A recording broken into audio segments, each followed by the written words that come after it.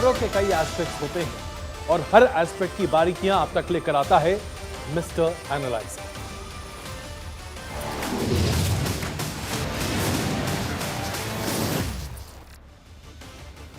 Mister analyser में आज जिन मुद्दों पर हम आपके सामने विश्लेषण प्रस्तुत करेंगे उनमें सबसे पहले बात करेंगे उत्तरकाशी में आए एवलांच की। उसकी पूरी इनसाइड स्टोरी आपके सामने रखेंगे। क्या रूट था, कैसे यह पूरी टीम जा रही थी जो कि दरअसल पर्वतारोहण के लिए ही बनाई गई टीम थी, कहां गड़बड़ी, कैसे चूकी, पूरी बातें आपके साथ। उसके बाद हम बात करेंगे फ्रीबीज की। चुनाव आयोग के सामने एक बहुत बड़ा मसला है। क्या चुनावी घोषणाएं जो की जाती हैं, जो फ्रीबीज घोषित की जाती हैं, उसके आधार पर हमारे देश की राजनीति आधारित होनी चाहिए या दरअसल इससे राजस्व का बहुत बड़ा घाटा होता है? क्या पार्टियां प्रलोभन देकर वोटर को अपनी तरफ नहीं कर रही? अहम मुद्दा है, इसका विश्लेषण भी करेंगे। फिर बात करेंगे रूस के राष्ट्रपति व्लादिमीर पुतिन की। क्या उनकी सड़क पर पूरी दुनिया तबाह हो सकती है? क्या न्यूक्लियर बम दबा सकते हैं उसका बटन पुतिन? और आखिरकार बात करेंगे जिंदगी बचाने वाली दवा जब मौत की तरह जहर बन जाए तो फिर क्या करना चाहिए?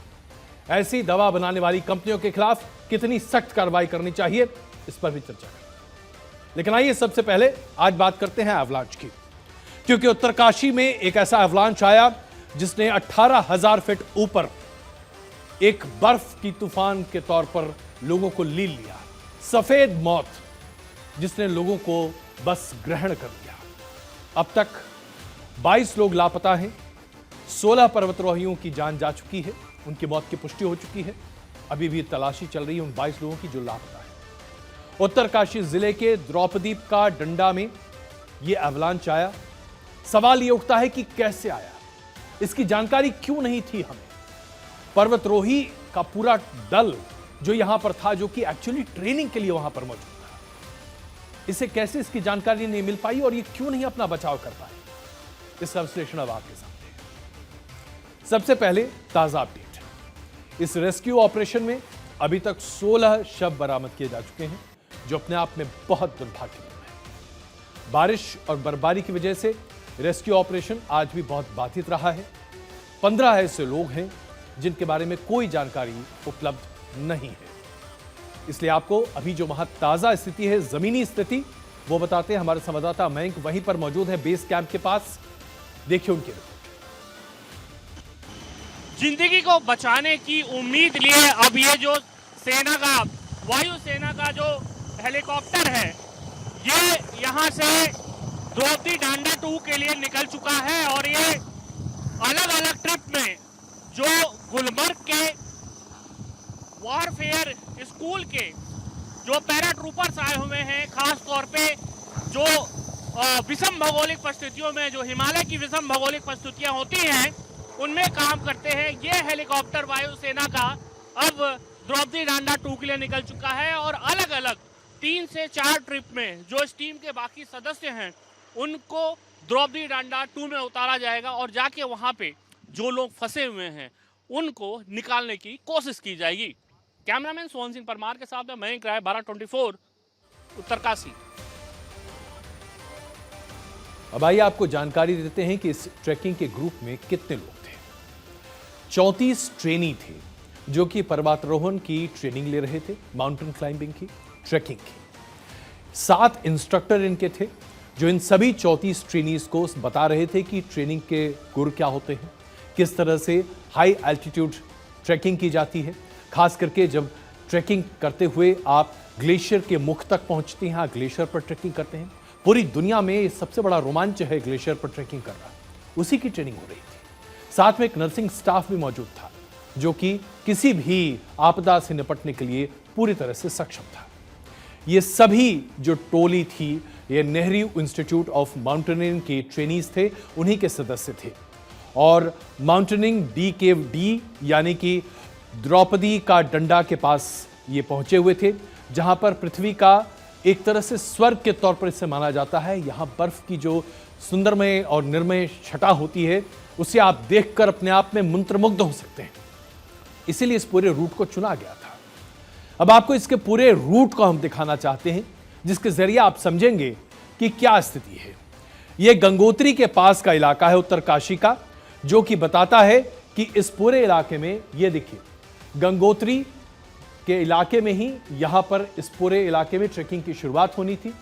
इस पूरे उत्तरकाशी के स्ट्रक्चर को और मैप को समझिए, जिसके जरिए आप समझ पाएंगे। सबसे ऊपर आप देख रहे हैं गंगोत्री है, उसके यहां ठीक नीचे यहां पर आपको केदारनाथ दिखाई दे रहा है, और ये यहां पर आप देखिए ये द्रौपदी का डंडा 2 है, जहां पर यह हादसा हुआ है।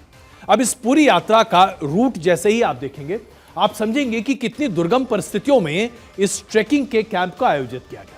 यह पूरा मैप है, रूट मैप, जो अभी हम आपके सामने प्रदर्शित कर रहे हैं। इसे आप विस्तृत तरीके से देखिए और समझने की कोशिश कीजिए। तेल का कैंप वो बेस कैंप है जहां से इस पूरी यात्रा की शुरुआत होती है, जो यहां ऊपर आपको दिखाई देता है। वहां से निकलकर दूसरा कैंप बनाया गया गुजर कैंप, जो कि दूसरा पड़ाव का स्थान था। तीसरा पड़ाव, अब यहां पर आप देखिए टोपोग्राफी कैसे बदल रही है। आप यहां देखिए पूरी हरियाली है, पहाड़ है, लेकिन बर्फ नहीं है।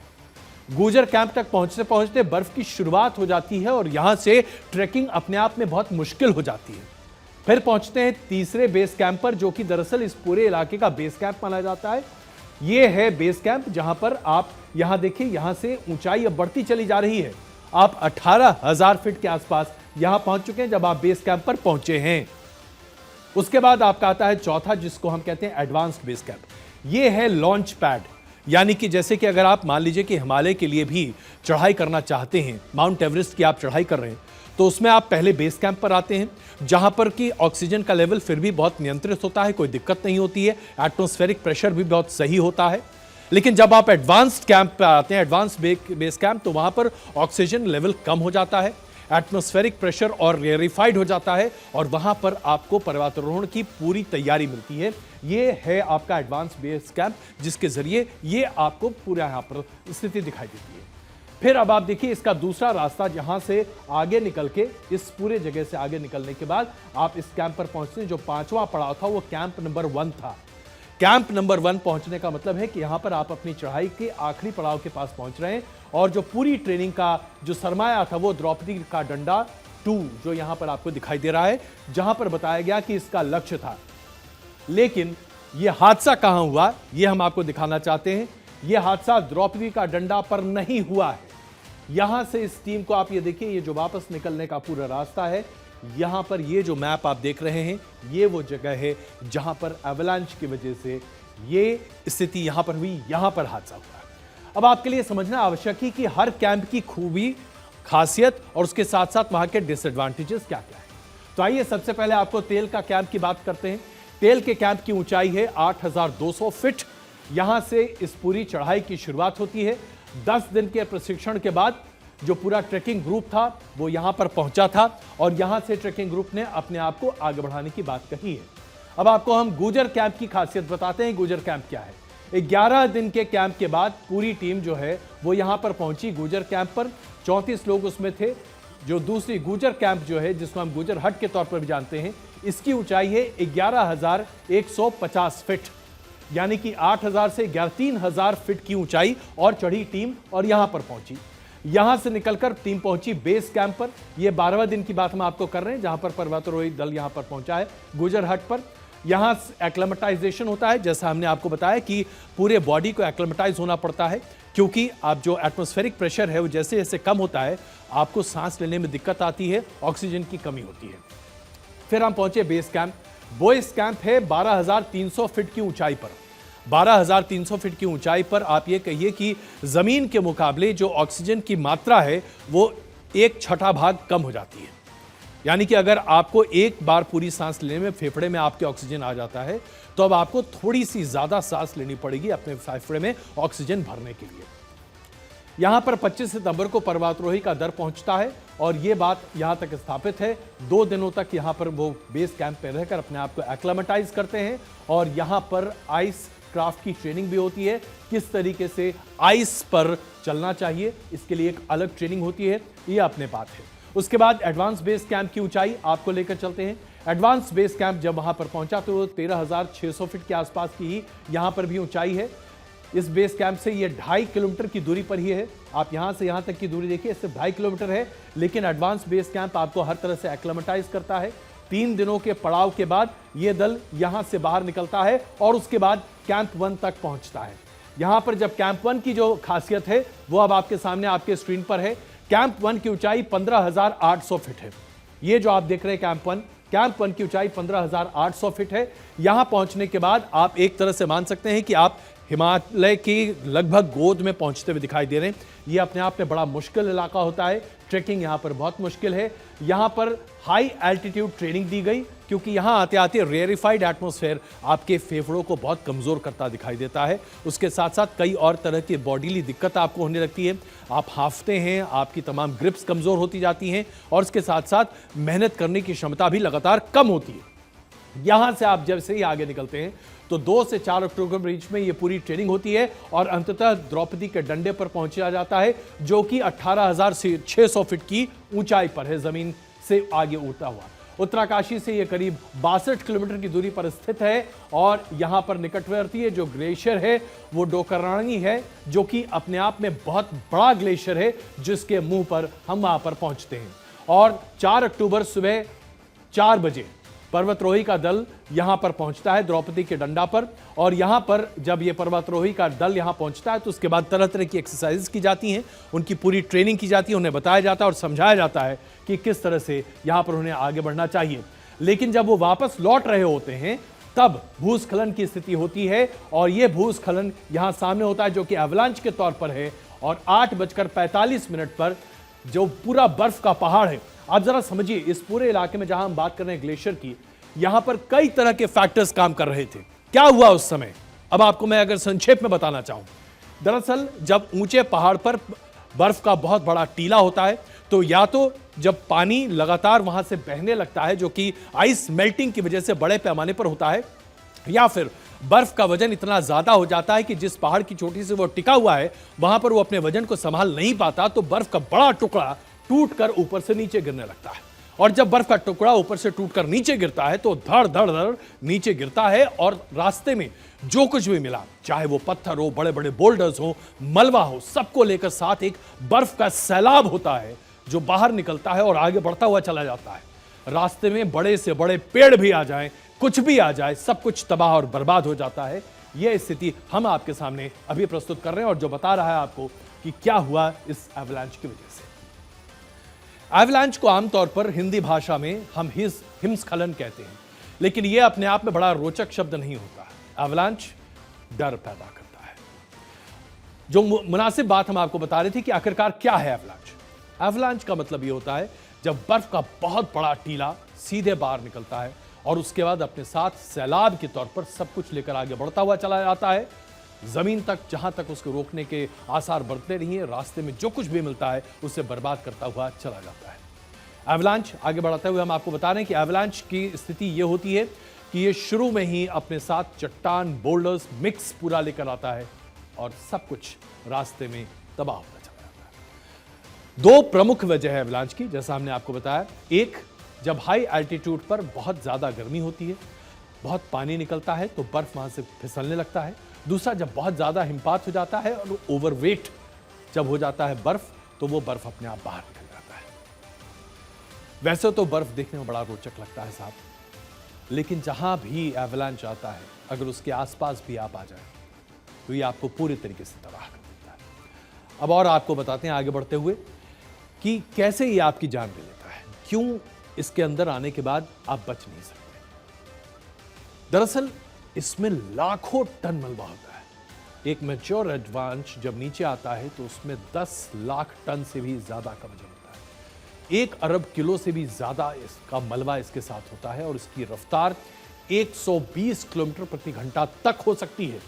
कुछ एक एवलांच तो ऐसे हैं जो कि एल्प्स में आपको देखने को मिलते हैं, जो कि यूरोप में है। 320 किलोमीटर प्रति घंटा की रफ्तार से ये एवलांच चलते हैं और पूरे पहाड़ को नेस्तनाबूद करते हैं।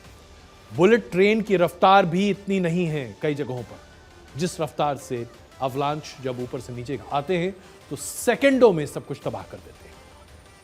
आमतौर पर हिमस्खलन सर्दियों के मौसम में होता है, यानी कि दिसंबर से लेकर अप्रैल के बीच में इसके आसार कहीं ज्यादा होते हैं। एवलांच को सफेद मौत आखिरकार क्यों कहा जाता है, ये आप समझिए। एवलांच में दबने के साथ ही महज 1 घंटे के भीतर जिंदगी खत्म हो जाती है, क्योंकि आपके चारों तरफ बर्फ होता है, चट्टानें, और अगर इस बीच में आप हैं तो फिर आप खत्म हैं।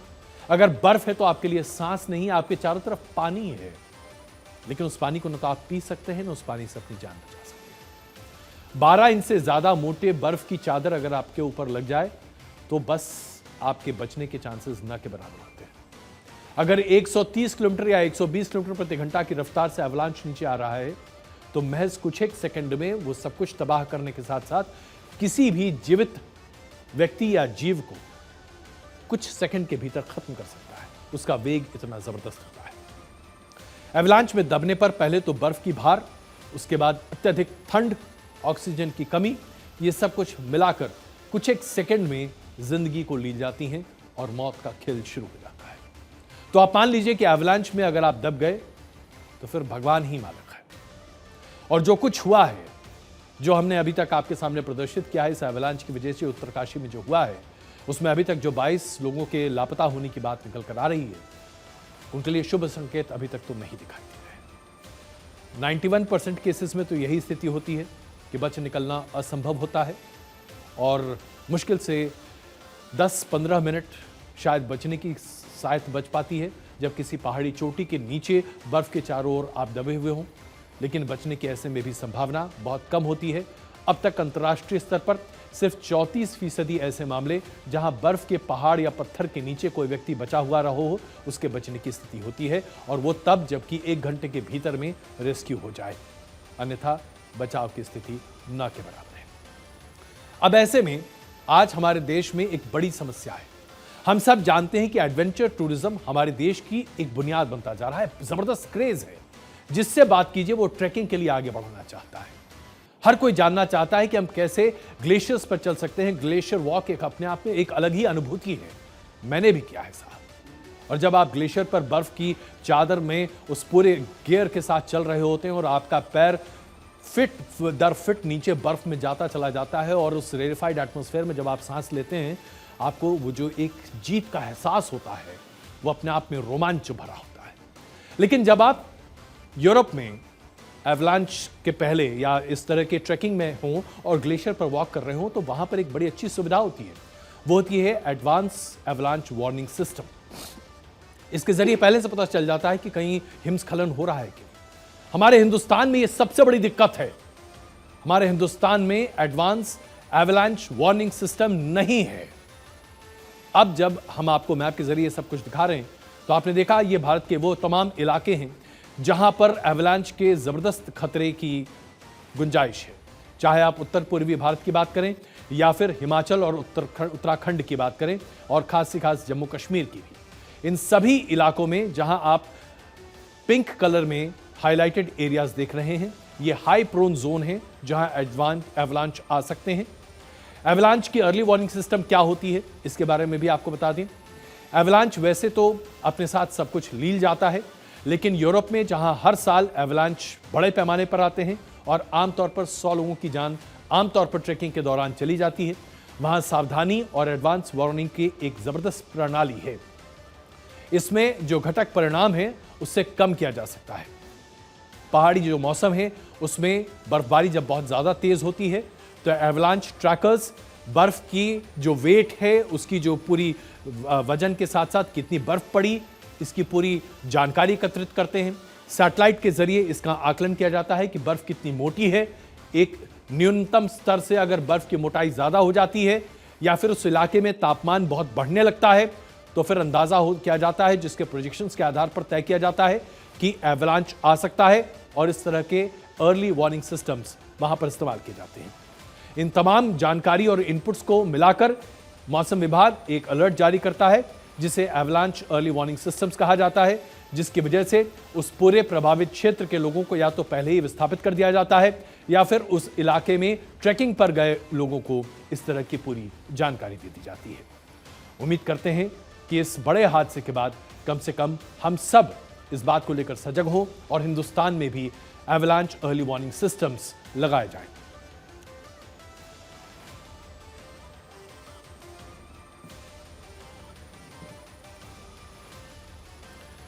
और आइए आज की दूसरी बड़ी खबर आपके सामने बताते हैं, इसके पर्दे खोलते हैं। चुनाव के समय ऐसा कौन सा राजनीतिक दल है जो रेवड़ियां नहीं बांटता, मुफ्त मुफ्त मुफ्त की घोषणाएं नहीं होती। ये घोषणाएं अपने आप में बहुत कुछ कह जाती हैं। कोई आपको 200-300 यूनिट बिजली मुफ्त में देता है, कोई कहता है कि अगर आप किसान हैं तो आपको पानी का बिल देना ही नहीं पड़ेगा, कहीं पर कोई पार्टी कहती है कि बिजली का बिल पूरे तरीके से माफ, कोई कहता है खाद यूरिया और सब कुछ मिलेगा मुफ्त में। कोई पार्टी खड़ी हो जाती है और कहने लगती है कि महिलाओं को 1000 रुपए प्रति माह हम देंगे वजीफे के तौर पर, नौजवानों को बेरोजगारी भत्ता देने की बात कही जाती है, लोगों को हर तरह की सुविधाएं देने की बात की जाती है। और दक्षिण के जो 5 राज्य हैं वहां तो जनाब इंतहा हो जाती है। टीवी से लेकर मिक्सी से लेकर प्रेशर कुकर से लेकर वॉशिंग मशीन से लेकर सब कुछ चुनावी घोषणा का हिस्सा बना दिया जाता है।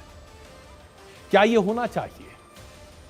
यह सवाल हम इसलिए आपके सामने रख रहे हैं कि ये जो रेवड़ियां आपको बांटी जाती हैं, क्या यह प्रलोभन नहीं है आपके लिए, ताकि आपके वोट को राजनीतिक दल खरीद सकें?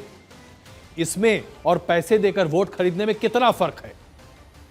सही मायने में देखिए तो बिल्कुल फर्क नहीं है। चुनाव आयोग ने सभी पार्टियों से 19 अक्टूबर तक इस पूरे मुद्दे पर राय देने के लिए कहा है। चुनाव आयोग ने खत लिखा है। इस खत में क्या लिखा है, सबसे पहले यह आपके सामने प्रदर्शित करते हैं। सभी राजनीतिक दल अगर चुनावी वायदे करते हैं तो सत्ता में आने के बाद उसे पूरा कैसे करेंगे, इसकी योजना भी बताएं। इस योजना पर कितना खर्च करेंगे यह भी बताएं। पैसा कहां से आएगा यह भी बताएं। जो योजनाएं हैं उसे अमली जामा पहनाने के लिए क्या टैक्स लगाया जाएगा या टैक्स में बढ़ोतरी होगी यह भी बताएं।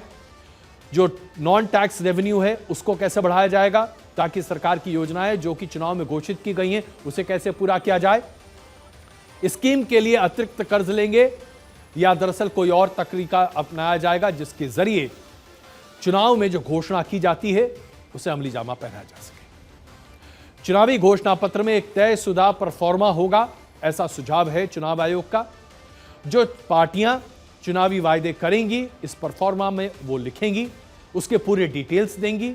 चुनावी वायदे को कैसे पूरा किया जाएगा, उसके लिए राजस्व कहां से आएगा, उसका वितरण कैसे होगा, उसे अमली जामा कैसे पहनाया जाएगा और उसका आकलन कैसे होगा, यह भी पार्टियां बताएंगी अपने घोषणा पत्र में। चुनाव आयोग ने साफ कर दिया है कि चुनाव घोषणा पत्र एक तयशुदा परफॉर्मा के तौर पर होना चाहिए, यह सुझाव है अभी, और जिसमें चुनावी पार्टियों को अपने सभी वायदों की डिटेल्स लिखने होंगे। पार्टियों को यह भी बताना होगा कि राज्य की वित्तीय सेहत कैसी है। मान लीजिए कि कोई राज्य पहले से ही घाटे में चल रहा है और उसमें कई तरह की चुनावी रेवड़ियां बांट दी जाए तो घाटा तो और बढ़ जाएगा साहब, उसका पैसा कहां से आएगा? तो इसलिए चुनाव आयोग ने कहा है, सिफारिश की है कि भाई आप तय कीजिए। चुनाव आयोग की इस खत के बाद तमाम विपक्षी पार्टियों ने मोर्चा खोल दिया है, सब हमलावर हो गए। सबसे पहले तो कांग्रेस की बात करते हैं। लोकतंत्र को कांग्रेस ने कहा है कि लोकतंत्र की ताबूत में इसे कील के तौर पर देखना चाहिए। शिवसेना का कहना है कि विपक्ष पर वार करने का यह एक तरीका है, सरकार इसे इस्तेमाल कर रही है और चुनाव आयोग कंधा है। जेडीयू ने यह तकरीर सामने रखी है कि चुनाव आयोग अपने दायरों को लांघ रहा है। राजनीतिक दलों से सवाल पूछने की हिमाकत चुनाव आयोग कैसे कर सकता है, जेडीयू का कहना है। भारतीय राजनीतिक दल किस तरह के मुफ्त के वायदे करते हैं, कैसे अपने वोटरों को लुभाते हैं, किस किस तरह की स्कीम को देते हैं, इसके लिए सबसे पहले मैं आमंत्रित करता हूं आपको ये समझने के लिए कि दक्षिण भारत में जो फ्रीबीज बांटे गए वो तो दुनिया भर में अपने आप में मिसाल है साहब। इस मिसाल के इतिहास को समझिए। सबसे पहले के कामराज ने 1954 में मुफ्त शिक्षा के साथ साथ स्कूल में मुफ्त भोजन की शुरुआत की। हालांकि पूरे देश ने इसे बाद में अमली जामा पहनाया। पूरे देश ने माना कि मुफ्त शिक्षा दी जानी चाहिए, भोजन भी दिया जाना चाहिए बच्चों को मिड डे मील के तहत, लेकिन इसे चुनावी घोषणा के तौर पर 1954 में इस्तेमाल किया गया के रामराज के द्वारा। 1967 में डीएमके के अन्नादुरई ने 1 रुपए में 4.5 किलो चावल देने की शुरुआत की और यहीं से शुरू हुआ मुफ्त मुफ्त मुफ्त। 1 रुपए में 4.5 किलो चावल, यानी कि बाकी का पैसा तो सरकार भर रही थी। क्या उस समय यह तय हुआ कि यह पैसा सरकार कहां से भरेगी? 1982 में एम रामचंद्रन ने, जो कि तमिलनाडु के ही बहुत बड़े नेता थे, उन्होंने स्कूलों में मुफ्त भोजन की जो योजना थी उसे 2 टाइम कर दिया है। 90 के दशक में जयललिता, जो अब इस दुनिया में नहीं है, उन्होंने जो चुनावी वायदे किए वो तो अभूतपूर्व रहे। महिलाओं को मुफ्त में साड़ी, प्रेशर कुकर, 82 में और 90 के दशक में कलर टेलीविजन का जबरदस्त क्रेज था, तो टेलीविजन, वॉशिंग मशीन, ऐसा लगा जैसे कि पूरी कमर्शियल की दुकान मुफ्त में लोगों के घर में पहुंच रही थी। पंजाब के अकाली दल सरकार ने तो मुफ्त में बिजली देने की शुरुआत 2006 में कर दी थी और चुनावी घोषणा कर दिया कि भाई हम मुफ्त में बिजली देंगे। डीएमके ने अपने वोटर्स को कलर टीवी बांटे। आम आदमी पार्टी ने जब चुनावी अखाड़े में कदम रखा तो 2015 में सबसे पहले आम आदमी पार्टी ने क्या मुफ्त दिया? 200 यूनिट बिजली मुफ्त, 20,000 लीटर पानी मुफ्त। इसकी वजह से आम आदमी पार्टी एक बार नहीं बल्कि दोबारा चुनकर आई। उसके बाद पंजाब में पहुंचे तो वहां पर 300 यूनिट बिजली मुफ्त कर दी। हिमाचल प्रदेश में गए तो वहां भी कहा 300 यूनिट बिजली मुफ्त। गुजरात में पहुंचे तो कहा यहां भी 300 यूनिट बिजली मुफ्त अगर हम चुनाव जीत कर आ जाएंगे, और महिलाओं को 1,000 रुपए प्रति महीना हम मुफ्त में देंगे। साहब ये तो बताइए अब पैसे कहां से आएंगे? कौन दे रहा है ये पैसे? अब जबकि दिल्ली में आम आदमी पार्टी की सरकार एक लंबे अरसे से है, 2015 से लगातार, अब अरविंद केजरीवाल साहब ये कह रहे हैं कि अगर जो लोग चाहते हैं कि उन्हें 200 यूनिट फ्री ना मिले तो आप छोड़ दीजिए उसको। पहले आपने मुफ्त की खोरी की आदत लगाई, अब आप कहते हैं छोड़ दीजिए उसे। क्या यह संभव है? रिजर्व बैंक ऑफ इंडिया ने इस तरह की फ्रीबीज को लेकर कोई स्पष्ट परिभाषा अभी तक नहीं दी है, लेकिन यह हो भी नहीं सकता। हां, इतना रिजर्व बैंक का जरूर कहना है, अगर आगे बढ़ते हुए आपको बताएं कि मुफ्त बिजली, मुफ्त पानी, मुफ्त पब्लिक ट्रांसपोर्ट, बकाया बिल और लोन की माफी, इसके साथ साथ फार्मर्स लोन, ये तमाम चीजें फ्री बीज में आती हैं। इसे नहीं करना चाहिए। यहीं पर मैं आपको याद दिलाना चाहूंगा, 2009 के लोकसभा के चुनाव को जीत में तब्दील करने में 78,000 करोड़ रुपए के फार्म लोन वेवर्स ने बड़ी भूमिका निभाई थी। इसे तो खुद उस वक्त की मनमोहन सरकार ने माना था। 78,000 करोड़ रुपए हमारे देश के राजस्व से एक दिन में गायब हो गए। क्या यह सरकार के राजस्व पर बोझ नहीं पड़ा? क्या यह टैक्स पेयर्स की जिम्मेदारी पर एक और बोझ नहीं पड़ा? कई ऐसे राज्य हैं जहां पर इस तरह की बड़ी दिक्कतें। अब आइए अब आपको बताते हैं कि कई राज्यों की स्थिति कितनी खराब है। कुल राज्यों में जो अभी देनदारी है, 70 लाख करोड़ का कर्ज है, जो कि सभी राज्य सरकारों पर है। जो राजकोषीय घाटा है वो 8.19 लाख करोड़ का है। हमारी जीडीपी, विकास के दर का, हमारी जीडीपी का 31% सिर्फ घाटा है। 27 राज्यों में राजकोषीय घाटा 5% से बढ़कर 7.5% तक पहुंच चुका है। 0.5% से, माफ कीजिएगा, 0.5% से 7.5% तक पहुंच चुका है।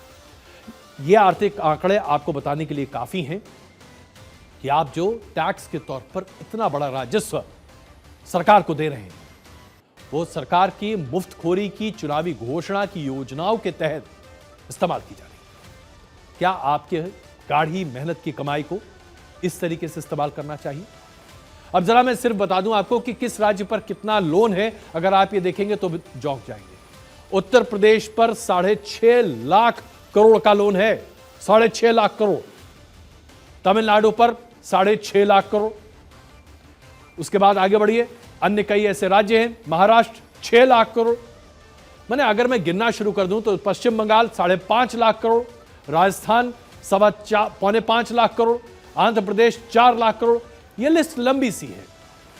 मैं सिर्फ इतनी बात के लिए आपको आकर्षित करना चाहता हूं। जरा आप सोचिए, ये तमाम ऐसे राज्य हैं जो लोगों को मुफ्त में बिजली, मुफ्त में खाना, मुफ्त में पानी, मुफ्त में कृषि योजनाएं देने के नाम पर, अपनी घोषणाओं को पूरा करने के नाम पर राजस्व घाटा बढ़ाती चली जा रही हैं और हमारे देश की अर्थव्यवस्था पूरी तरीके से चौपट हो गई। इसी को रोकने के लिए चुनाव आयोग ने यह बड़ा ही पहल की है और चुनाव आयोग की इस बड़ी पहल का समर्थन किया जाना चाहिए।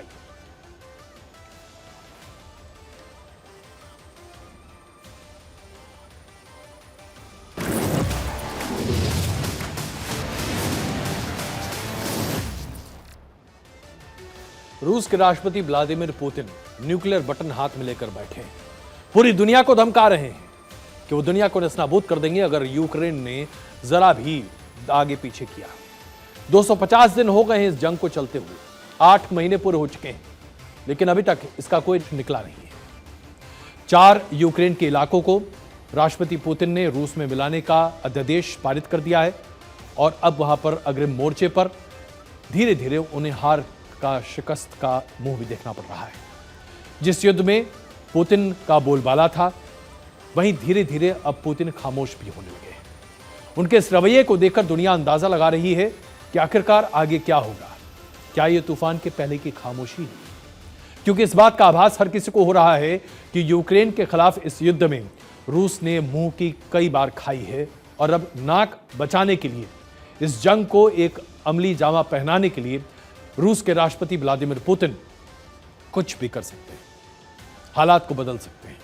इसके लिए रूस के राष्ट्रपति व्लादिमीर पुतिन को अगर एक छोटे परमाणु बम का इस्तेमाल भी करना पड़े तो शायद वो पीछे नहीं हटेंगे। ऐसा क्यों हो रहा है? इस तरह की बातें क्यों सार्वजनिक है? क्या हम आपको तीसरे विश्व युद्ध की आहट दिखा रहे हैं? उम्मीद है कि तीसरे विश्व युद्ध की आहट नहीं है।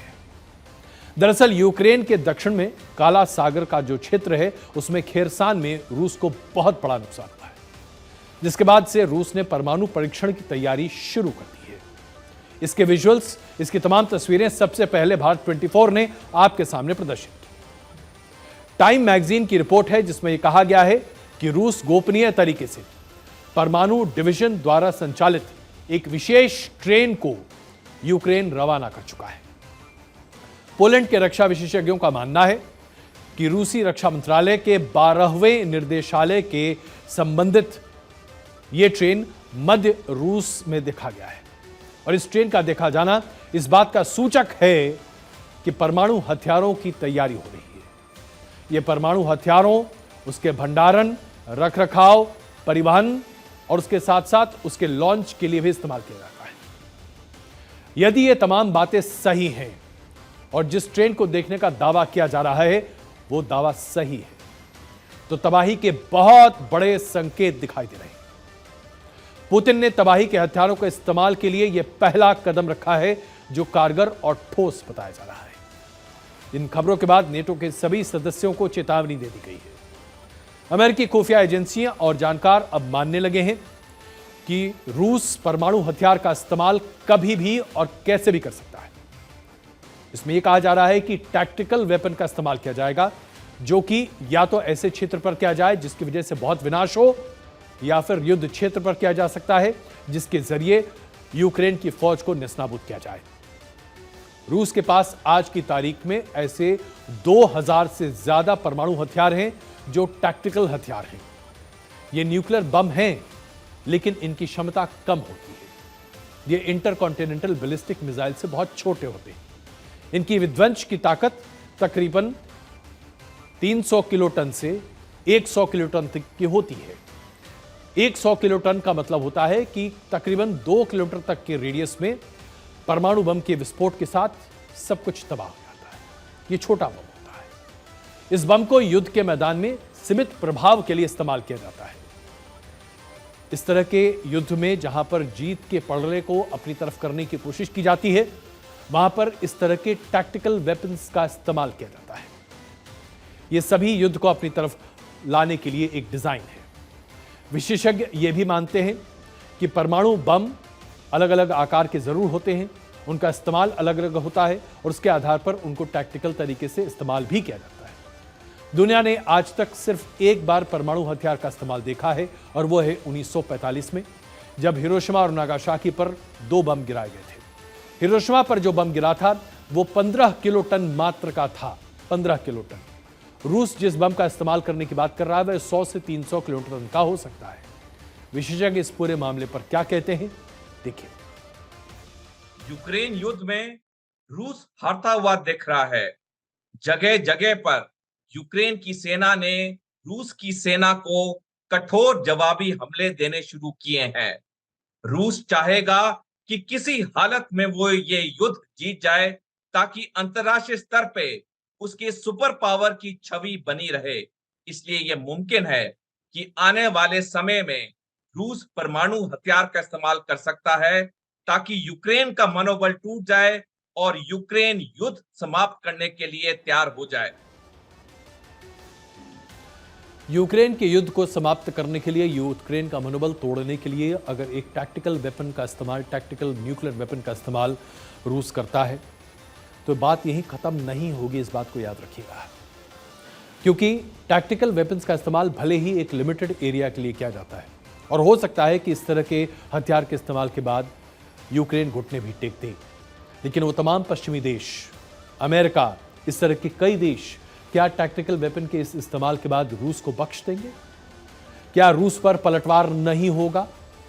क्या दुनिया भर में एक जनमत नहीं बनेगा कि रूस को भी सबक सिखाया जाना चाहिए? इसलिए बहुत भयानक शुरुआत होगी अगर ऐसी शुरुआत होती है। दरअसल रूस सिर्फ 32 किलोमीटर के क्षेत्र पर कब्जा करने के लिए एक टैक्टिकल मिसाइल का इस्तेमाल कर सकता है, ऐसी जानकारी निकल कर आ रही है। एक बहुत ही छोटे लाभ के लिए एक बहुत बड़ा जोखिम इस्तेमाल करने की कोशिश रूस कर रहा है। रूस अपनी ताकत को पूरी दुनिया के सामने प्रदर्शित भी करना चाहता है, क्योंकि इसके साथ ही राष्ट्रपति व्लादिमीर पुतिन की पूरी साख, पूरी इज्जत भी टिकी हुई है। इस बम का इस्तेमाल किया जा सकता है जो कि पानी में हो या उसके ऊपर। ऐसा भी किया जा सकता है कि इस बम को पानी के अंदर विस्फोट किया जाए ताकि बहुत ज्यादा विस्फोटक न हो और नुकसान बहुत ना हो। लेकिन अगर ऐसा होता है तब भी रूस के इरादों पर कोई सवाल कैसे नहीं खड़े करेंगे। आमतौर पर क्या होता है जब टैक्टिकल वेपन्स का इस्तेमाल होता है, यह इलेक्ट्रोमैग्नेटिक पल्स इमिट करता है बहुत बड़े पैमाने पर, बहुत जबरदस्त हीट जनरेट होता है। अगर मान लीजिए कि 100 किलोटन का भी हथियार है जो कि विस्फोट किया जाता है, 1.8 किलोमीटर यानी कि 2 किलोमीटर तक जो कुछ भी है वो पूरी तरीके से पिघलकर भाप बन जाता है। इसके साथ साथ अगले 5 किलोमीटर तक इसका पूरा असर दिखाई देता है। रास्ते में जो कुछ है वो पूरी तरीके से ध्वस्त हो जाता है और परमाणु हथियार के इस्तेमाल के बाद जो घातक हवाएं निकलती हैं वो अगले 15 किलोमीटर तक पूरी तरीके से असर करती हैं। जो तबाही मचेगी उसे दुनिया देखेगी। इसके बाद क्या पूरी दुनिया रूस के राष्ट्रपति को माफ कर पाएगी? क्या उनके स्वामित्व को चैलेंज नहीं किया जाएगा? खुद रूस में अभी जो स्थिति है वो बहुत विकट है। लोग रूस छोड़ छोड़कर भाग रहे हैं। कई ऐसे देश हैं जैसे कि फिनलैंड, उसने अपनी पूरी बाउंड्रीज और सीमा को सील कर दिया है क्योंकि रूस से भागकर आने वाले लोग अब इन देशों में ना शरण ले पाए। तो पश्चिमी देश अभी भी इस बात को लेकर तय नहीं कर पा रहे हैं कि सामरिक परमाणु हथियार का अगर इस्तेमाल रूस करता है तो उसका जवाब कैसे दिया जाना चाहिए। अमेरिका और नेटो परमाणु खतरे के सामने खुद को कमजोर नहीं दिखना चाहेंगे। ऐसे में इस संभावना से बचने की पूरी कोशिश की जाएगी। हालांकि यूक्रेन नेटो का सदस्य नहीं है और यूक्रेन ने पूरे तरीके से स्पष्ट कर दिया है कि वो नेटो की सदस्यता नहीं लेने जा रहा है। लेकिन इसके बावजूद अगर रूस ने एक टैक्टिकल परमाणु हथियार का इस्तेमाल किया तो इसमें कोई शक नहीं है कि ये बहुत बड़े युद्ध की स्थिति में तब्दील हो सकता है और इसे आप तीसरे विश्व युद्ध की संज्ञा दे सकते हैं। और जो अभी तक की भविष्यवाणी माना जा रहा है, अभी तक 2 विश्व युद्ध यूरोप पर ही हुए हैं और तीसरे विश्व युद्ध को भी एक तरह से कई लोग मानते हैं कि यूरोप में ही होगा। ये उसकी शुरुआत होगी। रूस के पास अगर जवाबी कार्रवाई की जाती है पश्चिमी देशों के द्वारा तो पलटवार करने के अलावा कोई विकल्प नहीं होगा। यूरोप के कई देशों पर इस तरह का खतरा होगा, यहां तक कि अमेरिका पर भी। ऐसे में पूरी दुनिया में एक ऐसा तांडव मचेगा जिसका जवाब देने के लिए शायद ही किसी के पास कोई और मौका बचेगा। तो आज पूरी दुनिया एक ऐसे मुहाने पर खड़ी है जहां अब हर किसी को इस बात की चिंता बड़े पैमाने पर सता रही है कि रूस का एक कदम क्या पूरी दुनिया को परमाणु युद्ध के दरवाजे पर लाकर खड़ा कर देगा। यदि रूस ने यूक्रेन में परमाणु हथियार इस्तेमाल किए तो यह संभव है कि तीसरा विश्व युद्ध भी शुरू हो सकता है, क्योंकि अमेरिका पहले ही स्पष्ट कर चुका है कि यदि रूस ने परमाणु हथियार इस्तेमाल किए तो यह रूस के लिए अच्छा नहीं होगा। अब आइए इस स्थिति की भी चर्चा कर लेते हैं कि रूस परमाणु हथियार से हमला कर देता है तो क्या यह संभव नहीं है कि रूस जंग हार जाए? क्योंकि यूरोप और अमेरिका अगर पूरे साथ मिलकर जंग में कूदते हैं तो रूस के पास इन तमाम देशों से लड़ने की क्षमता तो नहीं है। फिर सवाल यह उठता है कि आखिरकार रूस जंग में हार के बाद क्या करेगा। तो जंग में हारने के बाद जो स्थिति बनती जा रही है, उसमें सबसे पहली स्थिति होगी पुतिन की सत्ता का द एंड। पुतिन को पद से हटाने की बात कही जाएगी और रूस खंड खंड में बंटता हुआ दिखाई देगा। जिस तरह की स्थिति जर्मनी की हुई थी हिटलर के मृत्यु के बाद, कुछ वैसी ही स्थिति रूस की होती दिखेगी। लूटपाट, अराजकता और उसके साथ साथ कई तरह की अन्य परिस्थितियां। और ऐसे में सामरिक विशेषज्ञ ये भी मानते हैं कि ये चीन के लिए मुफीद होगा, क्योंकि अंतर्राष्ट्रीय स्तर पर फिर अमेरिका के मुकाबले एक ही देश खड़ा हो सकता है और वो है चीन। आखिरकार परमाणु धमकी की नौबत क्यों आ रही है?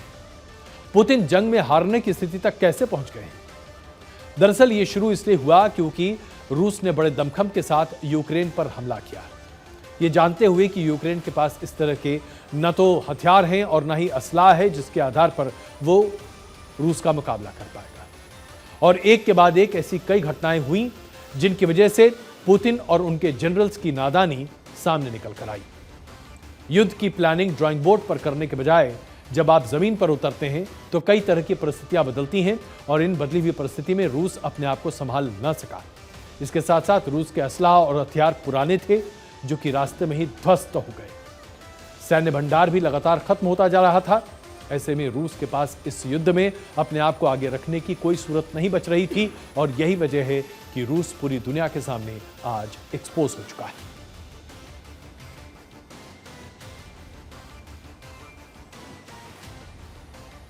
यह खबर आपके लिए, आपके परिवार के लिए, आपके बच्चों के लिए बहुत महत्वपूर्ण है।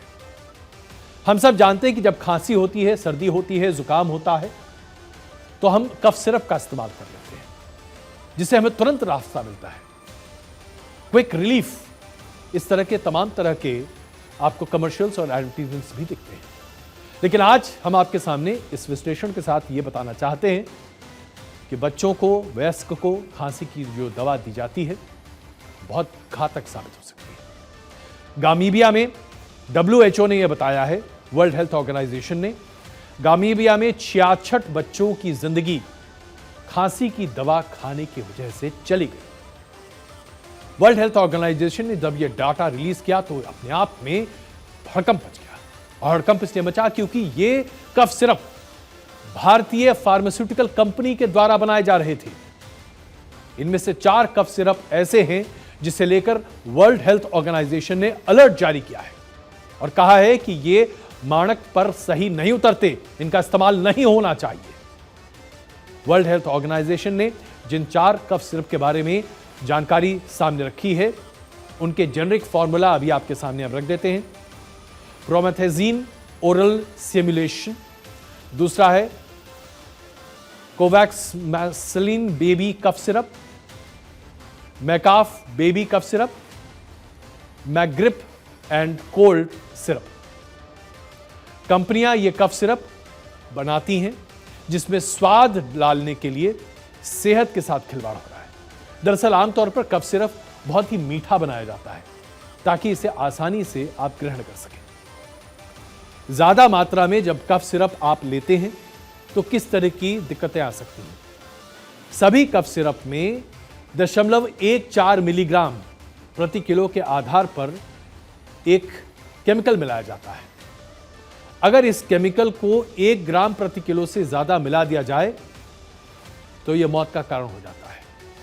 यह केमिकल इसलिए मिलाया जाता है ताकि कफ सिरप मीठे हो सके। इंसानों पर 3 फेज में इस कंपाउंड का असर होता है।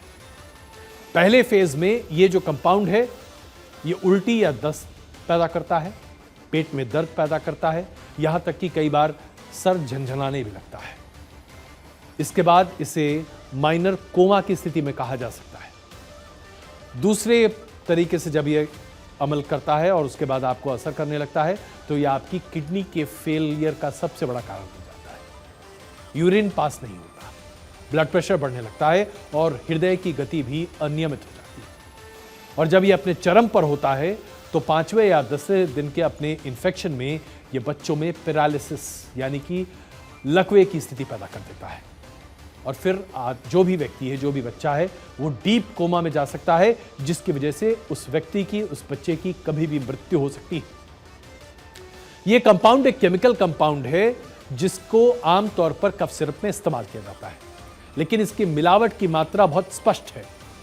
1 किलो सिरप में यह सिर्फ 0.14 ग्राम इस्तेमाल होना चाहिए। अगर यह कंपाउंड 1 ग्राम भी इस्तेमाल हो गया तो यह आपके लिए जानलेवा साबित होता है। यही वजह है कि वर्ल्ड हेल्थ ऑर्गेनाइजेशन ने इसके बारे में वर्ल्ड अलर्ट जारी किया है और कहा है कि बच्चों पर इसका जबरदस्त असर पड़ता है। वर्ल्ड हेल्थ ऑर्गेनाइजेशन की रिपोर्ट क्या कहती है, अब आपको बताते हैं। इस सिरप का जो कंटेंट है वो बच्चों के लिए, इंसानों के लिए जहरीला है, मौत की वजह बन जाता है। ये जो एक केमिकल कंपाउंड मिक्स किया जाता है, क्योंकि आपके शरीर में जाने के साथ ही ये इन्फेक्शंस को बढ़ाने लगता है और इसका जहरीला असर आपके शरीर पर पड़ता है। हमने आपको जैसा बताया, पेट में दर्द, उल्टी, डायरिया, यूरिन का पास न होना, मानसिक असंतुलन की स्थिति और उसके साथ साथ डीप कोमा। इस कंपाउंड की वजह से अभी तक भारत में भी 33 बच्चों की जान जा चुकी है। इसलिए चेत जाइए, जरा सी खांसी पर अपने बच्चे को बिना डॉक्टर के प्रिस्क्रिप्शन के किसी भी कीमत पर कफ सिरप मत पिलाइएगा। यह हम आपसे विनम्र विनती कर रहे हैं। अमेरिका, ऑस्ट्रेलिया, कई यूरोपियन देशों में इस केमिकल को बंद कर दिया गया है। इस केमिकल का नाम है डाइथेलॉन ग्लाइकॉल। डाइथेलॉन ग्लाइकॉल वो केमिकल है जिसके मिलाने से कफ सिरप मीठा होता है और इस केमिकल के इस्तेमाल से बच्चों की जान जाती है। भारत में 2 बार इस केमिकल कंपाउंड को मौत की वजह माना जा चुका है, लेकिन भारत में यह अभी तक प्रतिबंधित नहीं है। हमारा विनम्र आग्रह सरकार से है कि इस केमिकल कंपाउंड को तुरंत बंद किया जाए, प्रतिबंधित किया जाए। 1986 में मुंबई के एक अस्पताल में कई मरीजों के इलाज के दौरान इस केमिकल कंपाउंड की वजह से कई दिक्कतें आई थी। किडनी के फेलियर की वजह से 21 मरीजों की मृत्यु हुई थी। 2020 में जम्मू कश्मीर के उधमपुर में 12 बच्चों की मृत्यु इस केमिकल कंपाउंड की वजह से हो चुकी है। इन बच्चों ने कफ सिरप पिया था। इस तरह की जो स्थिति निकल कर आती है उससे बच्चों की स्थिति बहुत जबरदस्त खराब होती है।